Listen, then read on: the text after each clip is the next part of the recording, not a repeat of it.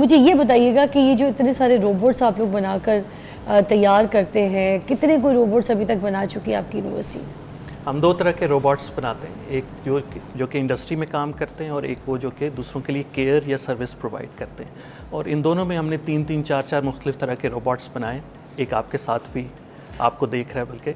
हाँ। तो ये सर्विस रोबोट है। ये इंटरेक्ट भी कर सकता है, ये नेविगेशन भी कर सकता है एक रूम के अंदर। अच्छा। उसके अलावा ये मुख्तलिफ तरह के एक्सप्रेशंस शो भी करता है। Oh, cute! Oh my God! Come on, come on, come here. Come to me, come to me. Oh my God! Yes. Ooh, ये तो सुन रहा है। अच्छा, come near to me. Come here. Hello. You can hear me? You like me? I like you. Come here. क्या नाम है इसका? इसका वैसे अभी हमने नाम नहीं रखा। It's just like in the infancy है। Infancy robot है अभी। अच्छा। लेकिन I will name him once it is done। ये तो मुझे देख के ऐसे पागल हो रहा है। इधर आओ। ये जा बेटा जूस लेके आओ मेहमानों के लिए। बेटा जूस इधर है, इस तरफ है जूस है तो कहीं नहीं, इसको दिखने का है। मगर तुम्हारे तो हाथ ही नहीं, तुम पकड़ोगे कैसे? सारा तो मुझे पकड़ना पड़ेगा जूस। क्यों हुआ? वही सैड ढूंढ रहे हो? बताओ जूस कहाँ है, देख के बताओ। उर्दू सब समझ लेता है। नहीं ये चूँकि रिसर्च वर्क है अभी और हाँ। इसमें मज़ीद जो नेविगेशन का तो हम फंक्शन अभी आप देख रहे हैं, लेकिन इंटरेक्शन का ये कभी अंग्रेज़ी में करती है। अच्छा। लेकिन हम मेरे ख्याल मॉड्यूल एक डालेंगे इवेंचुअली जो कि उर्दू में करे। Hey come here, come here. Just stay. Don't move. Relax. और एक जो आपके पीछे एक रोबोट यहाँ नज़र आ रहा है, ये वाली। अच्छा। ये वाला इंडस्ट्रियल रोबोट है। हाँ। इंडस्ट्री में मुख्तलिफ तरह के काम होते हैं, वहाँ जनरली आपको पावरफुल ऑपरेशन चाहिए। अच्छा। काम करने के लिए। तो इस वक्त एक फिक्स ट्रेजेक्ट्री के ऊपर ये रोबोट चल रहा है। अच्छा। और इसको इसमें यह है कि इंडस्ट्री में मुख्तलिफ तरह के काम होते हैं। किस तरह का काम मतलब? जैसे फॉर एग्जांपल एक ऑब्जेक्ट को आपने कहीं से उठाना है, किसी दूसरी जगह पे रखना है। हाँ। और बार बार करना है, दिन में करना है, रात में करना है, रेपिटेटिव काम है और हैवी काम है, तो उसके लिए ये होगा। जैसे वो ऑटो पे गाड़ियां बन रही होती हैं, एक रोबोट एक स्पेयर पार्ट उठाता है, उसको प्रिसाइजली ये वही वाला रोबोट है। अच्छा। और मुख्तलिफ तरह के काम जिसमें जो कि डल हों, डेंजरस हों, डर्टी हों, जहाँ केमिकल हैजर्ड हो, जहाँ से आप ह्यूमंस को बचाना चाहें, उधर ये सही काम आता है। और ये सारा का सारा हमने खुद पाकिस्तान में, मेड इन पाकिस्तान है। अपनी ये खाना भी बना लेता है? नहीं, अभी नहीं। खाना बहुत मुश्किल काम है वैसे। हाँ। लेकिन हम हो सकता है 3, 4, 5 साल में हम। बिकॉज इनको सिर्फ मेमोरी में इनके तो डालना ही होता है, इनकी फीड करना होता है कि ये काम करना है। तो whatever जो एक काम आप लोग सजेस्ट कर देते हैं, लाइक जैसे गाड़ियों के पार्ट तक ये लोग जोड़ लेते हैं, तो खाना भी मेरे ख्याल से बना ही लेते हैं। बना सकते हैं, लेकिन उसके लिए ये कि चूँकि खाना बनाना वाकई एक बहुत मुश्किल काम है और पूरी दुनिया इस तरह के कुकिंग रोबोट्स के ऊपर काम कर रही है। अच्छा। तो ये ऐसा है कि वो रिसर्च का एक डिफ़िकल्ट प्रॉब्लम है जिसे लोग सॉल्व करने की कोशिश। इसको क्या कहते हैं?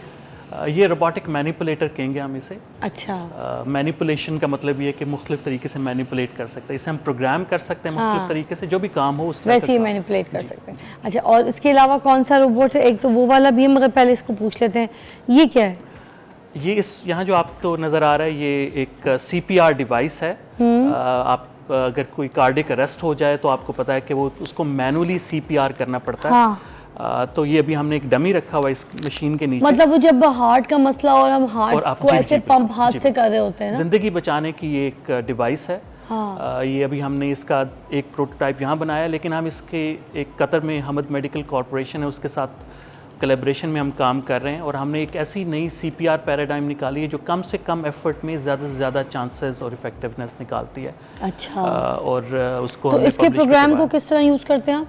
इसका ये होता है कि ये डिवाइस कैरी की जा सकती है, जहाँ कहीं आपको ज़रूरत हो वहाँ आप उसके ऊपर पर्सन के ऊपर रख के आपने उसे इंगेज करना है। तो ये पंपिंग एक्शन जो है, जो जैसे अमेरिकन हार्ट एसोसिएशन ये कहती है कि 100 कंप्रेशंस पर मिनट आपको चाहिए, तो इसके अंदर वो तो ये खुद ब खुद वो करता है। तो ये भी आप लोग की इजाद है? ये हम इजाद नहीं कहेंगे, हम दूसरी भी मशीन्स ऐसी हैं, लेकिन जो हमने एक नई पैराडाइम निकाली है वो हमारी इजाद है।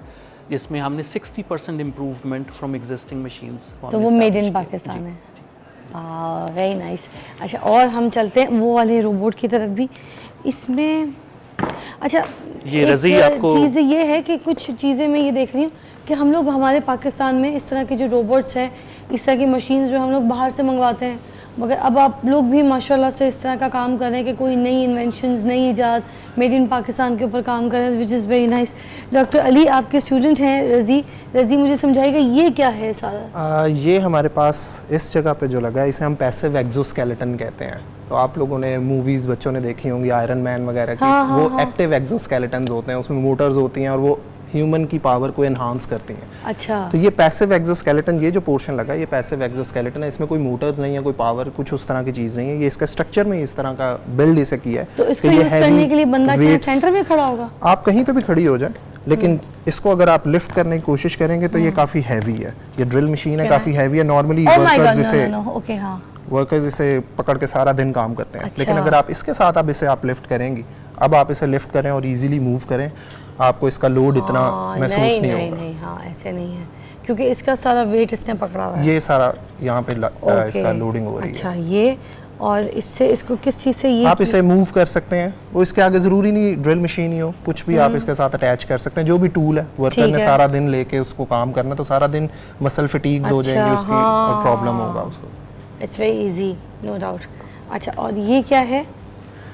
ये जो एम्पुटीज होती हैं जिनकी खुदा न खास्ता किसी हादसे में अगर उनकी यहाँ से एम्पुटी हो जाती है, टांग को मसला हो जाता है, तो ये पावर्ड नी है, प्रोस्थेसिस जिसे कहेंगे।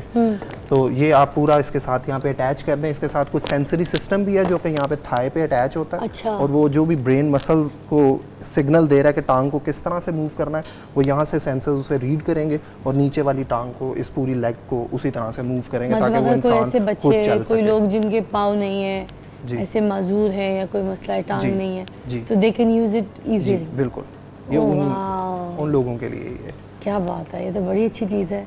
अच्छा, तो ये इस तरह की भी जो इजाद है, ये इसको किस तरह कितना को टाइम लग जाता है इस तरह के रोबोट्स बनाने में? ये वाला तो अंडर 6 मंथ्स हमने डिज़ाइन किया था। और सारा इसको फैब्रिकेट, ये भी सब कुछ यहाँ पे बना हुआ है, सारी इसकी फैब्रिकेशन, हर चीज़ इधर से, कोई भी पार्ट इसका कहीं बाहर से नहीं आया, कुछ अच्छा नहीं। इसको थोड़ा सा टाइम लगा है क्योंकि इसमें कुछ इलेक्ट्रॉनिक्स इन्वॉल्व होती हैं, कुछ ऐसी चीज़ें जो इंपोर्ट करनी पड़ती हैं। तो इसमें थोड़ा सा टाइम, ये 1 ईयर से ज़रा ज़्यादा इस पर हमने स्पेंड किया हुआ। ठीक है, आइए जी तशरीफ़ रखिएगा। नाज़रीन, एक ब्रेक लेंगे। ब्रेक के बाद जब वापस आएंगे ना, तो हम इनसे ये ज़रूर पूछेंगे कि क्या इन लोग को कोई फंडिंग भी करता है, जिस तरह के रोबोट्स बना रहे हैं, इस तरह की ईजाद बना रहे हैं, पाकिस्तान में कोई नई चीज़ें लेकर आ रहे हैं, तो हम इस बारे में ज़रूर बात करेंगे। ठीक है, टेक अ ब्रेक।